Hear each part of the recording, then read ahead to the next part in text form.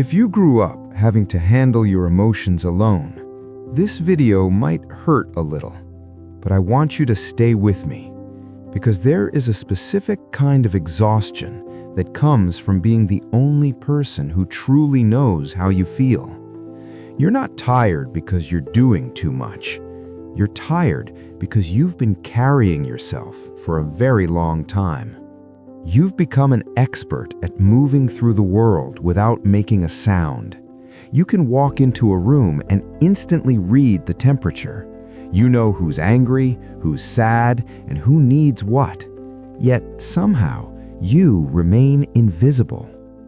Notice if this feels familiar. When a crisis hits, your first instinct isn't to call a friend. It isn't to reach for your partner. Your first instinct is to go quiet, to retreat into the fortress of your own mind. You dry your own tears before anyone else wakes up, and you say, "I'm fine," with such conviction that people actually believe you. You might feel a strange sense of pride in your independence, but let's be honest for a second. That independence doesn't feel like a choice anymore, does it? It feels like a cage. You don't ask for help, not because you're arrogant, but because the very idea of needing someone feels like a debt you can't afford to owe. If this is hitting close to home, I want you to take a breath. There's a reason you're built this way, and it isn't a flaw in your personality. It's a survival strategy. Most people think neglect has to be loud. They think it's about what did happen. But for many of us, the trauma was in what didn't happen. It was the parent who was physically in the room, but emotionally miles away.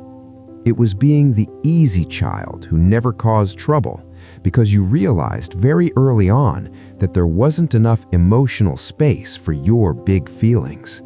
Your mind made a brilliant, heartbreaking trade. It learned that expressing a need resulted in being ignored or shamed. It was safer to stop having needs altogether. You severed the wire between your inner world and your outer expression. You became your own protector before you even knew how to tie your shoes. You didn't learn to be strong. You learned to survive, emotionally alone. Here's the part we don't like to talk about. The walls that kept you safe as a child are now keeping you lonely as an adult. When you spend your life guarding your inner self, you accidentally block out the very connection you're starving for. In your relationships, it can feel like there's a glass wall between you and the people you love. They love the version of you that is capable and together, but the version of you that is hurting stays hidden. And because that part stays hidden, it stays unloved. This leads to a deep, hollow numbness. When you mute the sadness to stay safe, you accidentally mute the joy too. You're not living life, you're just managing it.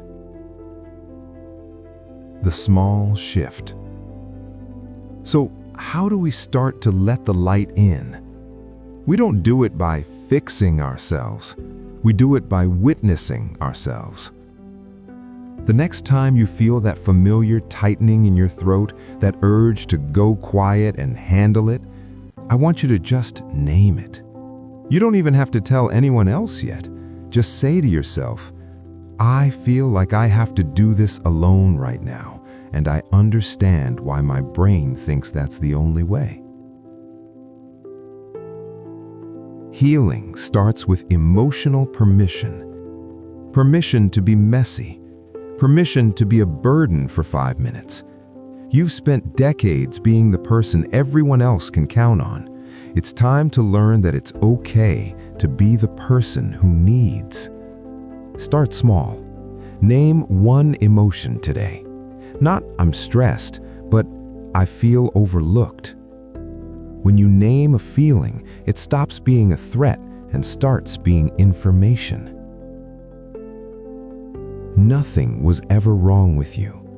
You were an architect building a fortress to survive a world that didn't know how to hold you. But the weather has changed. You are safe now. You can afford to let one brick down at a time. You don't have to be the strong one anymore. You can just be you, and that is enough. This content is for educational and emotional awareness purposes only.